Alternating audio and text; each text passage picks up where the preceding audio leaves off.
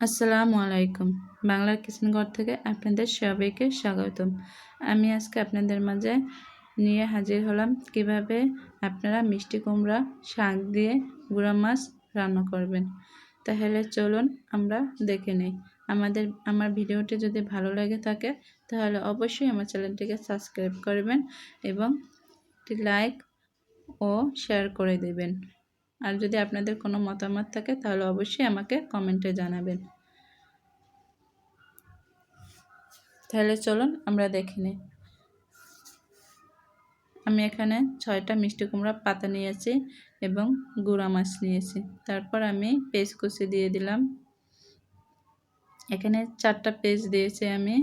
তারপর রসুন কুচি দিয়ে দিলাম, কাঁচামরিচ দিয়ে দিলাম। আস্তে আস্তে আপনারা সব উপকরণগুলো এরকম করে দিয়ে দিবেন। তারপর আমি ধনিয়া পাতা দিয়ে দিলাম। ধনিয়া পাতা দেওয়ার পরে এখন আমি পরিমাণ মতো তেল দিয়ে লবণ দিয়ে দিব। স্বাদ মতো লবণ দিয়ে দিলাম। এখন আমি পরিমাণ মতো 2 চামচ তেল দিয়ে দিব। তেলটা দেওয়ার পরে আমি 2 চামচ হলুদের গুঁড়ো দিয়ে দিব। 1 চামচ মরিচের গুঁড়ো দিয়ে দিলাম। তারপর এটাকে ভালোভাবে মাখিয়ে নেব। এখানে আমি 3টা পাতা নিয়েছি। নেওয়ার পরে পাতার ভিতর মাছগুলি আমি দিয়ে দিচ্ছি। আমরা এটা গ্রামে কলা পাতায়ও খাই এবং মিষ্টি কুমড়া পাতা, লাউ পাতা সব কিছুতেই আমরা এটা খাই। তারপর এটাকে আমি ভালোভাবে একটি সুতা দিয়ে বেঁধে নেব। আপনারা অবশ্যই বাসায় ট্রাই করবেন, এটা খেতে খুব ভালো লাগে। একটু ভালোভাবে বেঁধে নেবেন।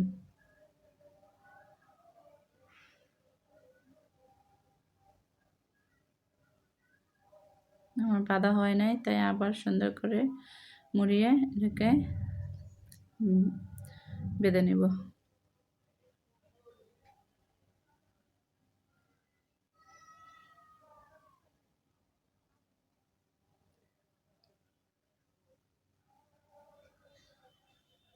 আমার বাঁধা কমপ্লিট। এখন আমি কড়াইতে হালকা তেল দিয়ে দেব।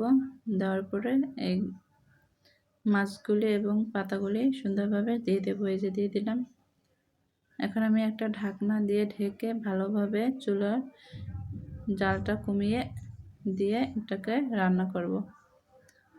এরকমের করে আপনারা আস্তে আস্তে রান্না করবেন।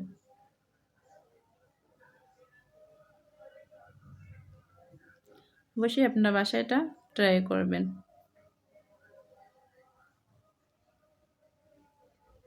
এই যে দেখুন আমার হয়ে গেছে মাছ।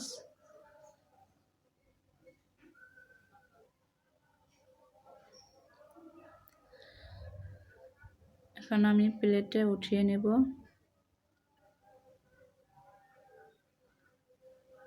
এই যে দেখুন, দেখতে কত সুন্দর দেখা যাচ্ছে।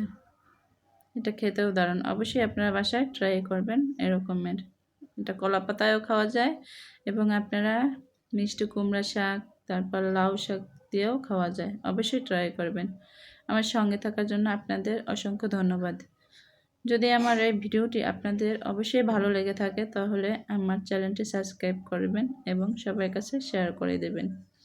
আমার সঙ্গে থাকার জন্য আপনাদের সবাইকে অসংখ্য ধন্যবাদ।